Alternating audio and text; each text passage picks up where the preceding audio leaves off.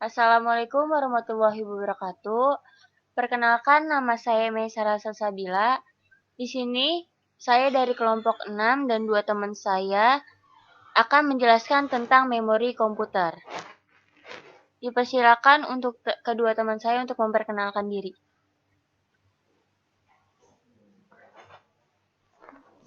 Perkenalkan, nama saya Dinda Nurul Aulia. Perkenalkan, nama saya Muhammad Faiz. Silakan, Maesaro. Kami lanjut dengan pengertian memori internal dan eksternal. Pengertian dari memori internal adalah memori yang disimpan secara langsung oleh bagian prosesor. Fungsi utama dari memori internal adalah sebagai pengingat data-data atau program-program yang pernah digunakan saat komputer atau laptop sedang dijalankan. Maka dari itu, jam yang akan di komputer memorinya akan tetap disimpan meskipun komputer dalam keadaan mati sekalipun. Yang kedua, ada memori eksternal adalah perangkat keras untuk melakukan operasi penulisan, pembacaan, dan penyimpanan data. Di luar komponen utama yang telah disebutkan di atas, contoh dari CD-ROM dan DVD. Hampir semua memori eksternal yang banyak dipakai belakangan ini bentuk disk atau piringan sehingga operasi data dilakukan dengan pemutaran piring tersebut. Dari pemutaran ini dikenal satuan rotasi piringan yang disebut RPM, rotation per minute. Dan sini ada sejarah memori komputer. Pada tahun 1940 sampai 1946, teknologi memori hanya memiliki kapasitas beberapa bit. Komputer digital elektronik yang bisa digunakan ENIAC menggunakan ribuan tabung vakum, bisa melakukan kalkulasi sederhana dengan 20 angka dari 10 digit desimal yang disimpan dalam tabung vakum. Kemajuan memori komputer berikutnya adalah memori akustik garis tunda yang dikembangkan oleh G. Presper H. Kurt pada awal 1940. Pada 1946, dua alternatif garis tunda, tabung William dan tabung Selection, muncul. Kedua-duanya menggunakan sinar elektron pada tabung kaca sebagai sarana penyimpanan, menggunakan tabung sinar katode. Pada tahun 1950 sampai 1965, memori ini dikembangkan oleh Friedrich Veitch dan N. Wang pada akhir 1940-an, dan diperbaiki oleh J. Forster dan Jane A. Rajman pada awal 1950-an, dan dikomersialkan oleh penggunanya dalam komputer Win pada 1953. Memori inti magnet menjadi jenis dominan memori sampai pengembangan memori semikonduktor MOS pada 1960. Konsep memori solid state pada chip sirkuit terpandu diusulkan oleh insinyur aplikasi Bob Normal pada Fairchild Semiconductor. Chip memori semikonduktor bipolar pada pertama adalah SP95 dirilis oleh IBM pada 1965. Di sini ada jenis-jenis komputer. Yang pertama itu ada RAM. RAM itu adalah singkatan dari Random Access Memory, yang pengertiannya itu adalah memori penyimpanan sementara yang bersifat acak. Biasanya disebut juga dengan memori kerja. Yang kedua ada cache.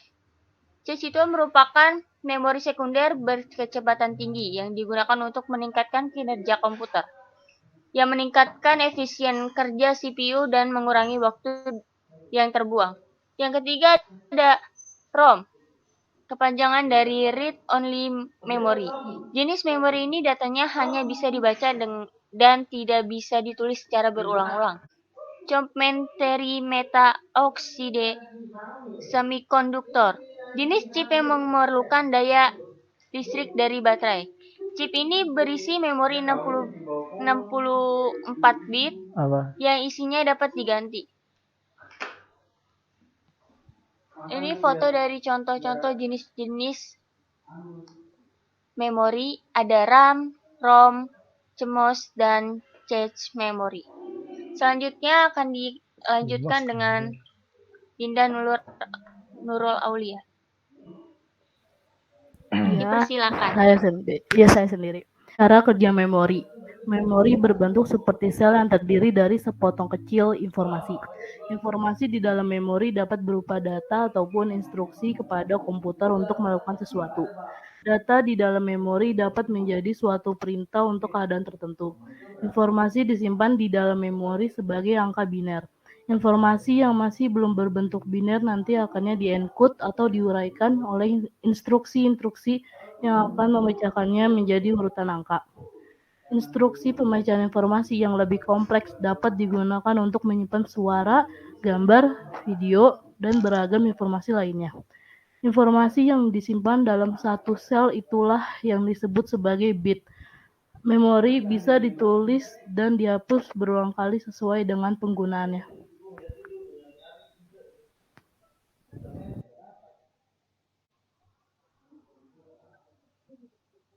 Ya, si arah mana gini?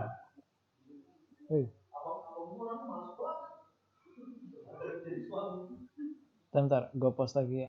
Fungsi dan manfaat memori.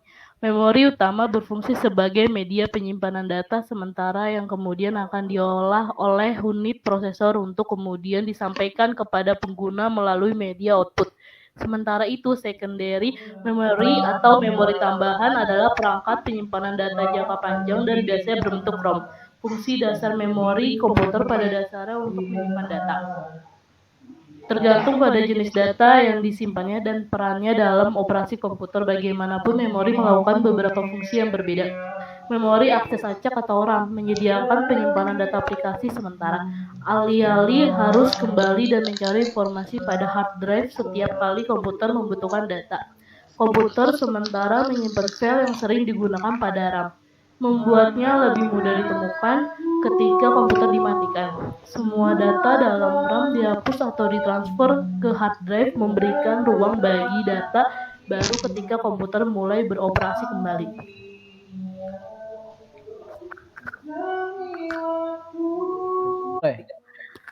Kemudian dilanjutkan kepada Muhammad Faiz. Oke. Kelebihan memori punya umur yang panjang.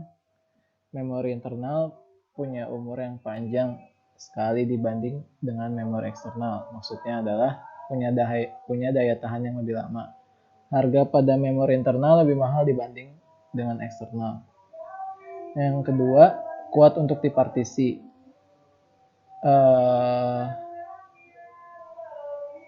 Pada memori PC mempunyai ruang yang banyak, seperti data E, data C, data D, dan lainnya. Itu karena memori internal yang dipartisi punya beberapa bagian. Yang ketiga, fungsi write dan read-nya lebih cepat dalam memindahkan atau mengcopy file yang memerlukan kinerja memori yang cepat. Next. Poin keempat, bisa dibawa kemana-mana. Contohnya, ketika mencopot atau memasang memori, itu adalah memori eksternal. Kemudian bisa membawanya tanpa harus membawa device-nya. Poin kelima, kapasitasnya lebih besar dibanding kapasitas memori internal, karena mempunyai sistem yang untuk menjalankan memori itu lebih sedikit. Yang terakhir, bentuknya lebih kecil, karena itu bentuknya itu sangat mungil, itu bisa menampung banyak file. Next. Kekurangan memori. Yang pertama, umurnya lebih sedikit. Memori eksternal juga cepat mengalami error pada partisinya. Bahkan ada yang diminta format tetapi memori tetap tidak normal jika sudah tandanya rusak. Yang kedua, cepat rusak. Memori semua memang bisa rusak, tapi karena memori eksternal sering digunakan untuk menyimpan file, makanya jadi tidak cepat rusak. Ketiga, proses membaca yang lambat. Proses memindahkan file atau copy file memang lambat karena kualitasnya kurang. justru itu harganya itu pasti lebih murah dibanding yang lain. Next.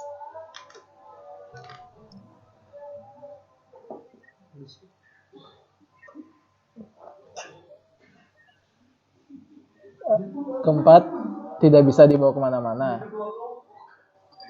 karena dia terletak di dalam hardware. Karena memori internal itu terletak di dalam hardware ya memang. Karena internal itu menyatu dengan hardware-nya. Yang kelima, kapasitasnya lebih kecil karena kapasitasnya lebih kecil, adanya sistem untuk menjalankan sistem pada smartphone, PC, ataupun memori itu sendiri. Jadi ada partisi yang dipakai untuk menjalankan sebuah sistem di dalamnya. Dan terakhir, bentuknya jauh lebih besar. Bentuknya memang agak besar karena mempunyai komponen yang lebih banyak untuk memberikan perlindungan dari benturan atau yang lainnya.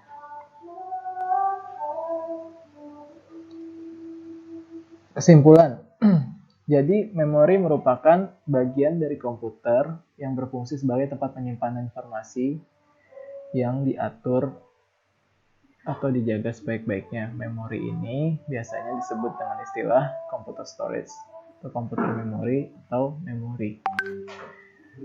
Komputer storage atau memori ini merupakan piranti komputer yang digunakan sebagai media penyimpanan data atau informasi saat menggunakan komputer.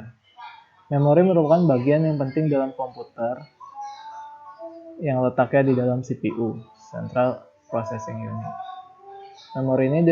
Memori ini dikelompokkan menjadi memori internal dan eksternal. Memori internal adalah memori yang diakses secara langsung oleh prosesor.